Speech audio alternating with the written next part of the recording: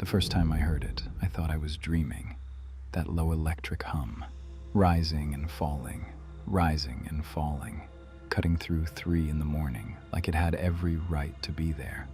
I stood at my bedroom window in the dark, and there he was, my neighbor, Gerald, pushing a lawnmower across his front yard in the middle of the night. No lights on in his house, no lights anywhere, just a man and a machine, and the kind of silence that makes every sound feel like a violation. I watched him for maybe 10 minutes, then I went back to bed, told myself it was nothing. I was wrong about that. It happened again 3 nights later. Same time, same sound. I know because I was already awake. Some part of me had been waiting for it. I just hadn't admitted that to myself yet. Gerald had lived next door for 11 years. He and his wife, Carol, they were quiet people, the kind of neighbors you wave to and occasionally speak to about the weather. He drove a gray Civic. He collected the mail early. Nothing about him suggested anything. That's the thing about most people.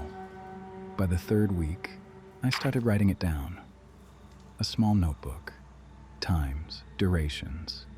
How long he mowed. Which direction he started from. Whether he ever looked up. He never looked up. He moved across the lawn the same way every time. North to south. Then east to west.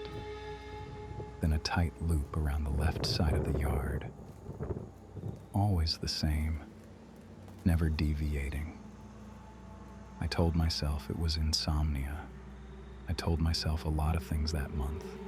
I realized after about 4 weeks that I hadn't seen Carol, not once, not at the mailbox, not at the car, not in the window. I asked the woman across the street, Diane, if she'd seen anything. She shrugged, said Carol had gone to stay with her sister, something about her health. And then Diane said, almost as an afterthought, "Poor Gerald, he's not taking it well." I didn't ask what it meant. I should have asked what it meant. That night, I went to my upstairs window. I had my phone with me. I took photos. From up there, you could see the whole yard, the fresh-cut lines, the pattern he always cut, and something I hadn't been able to see from the ground. In the center of the lawn, a rectangle, maybe 6 feet by 3. The grass there was slightly darker than the rest, just slightly, just enough. The way grass gets when the soil beneath it has been recently disturbed. I want to be careful here about what I'm saying. I'm not saying I knew anything for certain. I'm saying that something changed in me after that night. I stopped sleeping through until morning. I started keeping the notebook on the nightstand. I started watching. Gerald always began at 3:02 in the morning. Not 3, not 3:05, 3:02. He mowed for exactly 40 minutes. Then he shut off the machine, and he stood there, in the dark, in the center of his yard, looking down at the ground. He never went inside right away. He always stood there for a while first. I started to understand that the mowing wasn't the point. The standing was the point. Month 5, I knocked on his door on a Tuesday afternoon. He answered faster than I expected, like he'd been standing just on the other side, waiting. Gerald looked hollowed out. That's the only word I have for it, like something essential had been removed, carefully, precisely, without leaving a visible wound. I told him I'd noticed the late nights, that I wanted to make sure he was all right. He looked at me for a long moment before he answered. He said, "She loved the smell of cut grass." That's all he said at first. He said Carol used to tell him that fresh cut grass smelled like summer that couldn't end.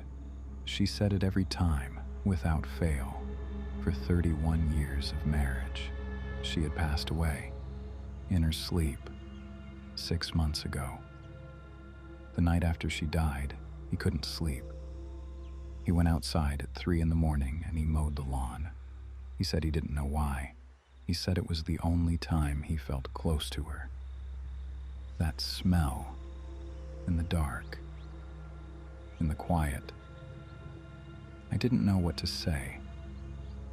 I don't think there was anything to say. I told him I was sorry. He nodded. He closed the door. I walked back across our shared stretch of sidewalk, and I don't know what I felt.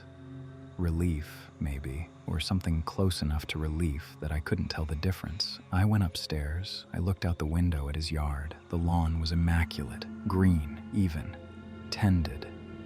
And in the center, that rectangle of slightly darker grass, still there. I thought about what I knew, about grief, about what it does to a person, about the things we do in the middle of the night when no one is watching. And I thought about Carol, dying in her sleep.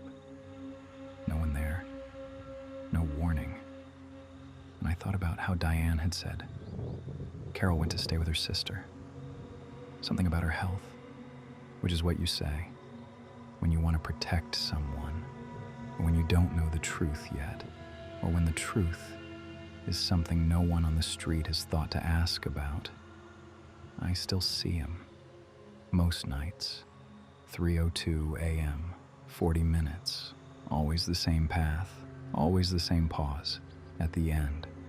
I've stopped writing it down. I've stopped telling myself I know what I'm looking at, because the truth is, I don't know. I don't know what grief looks like from the inside. I don't know what it asks of a person. At 3 a.m, in the dark, over a rectangle of ground that stays darker than everything around it, no matter how many times he mows. If you want more stories like this, subscribe to Lore Machina. We'll see you in the dark.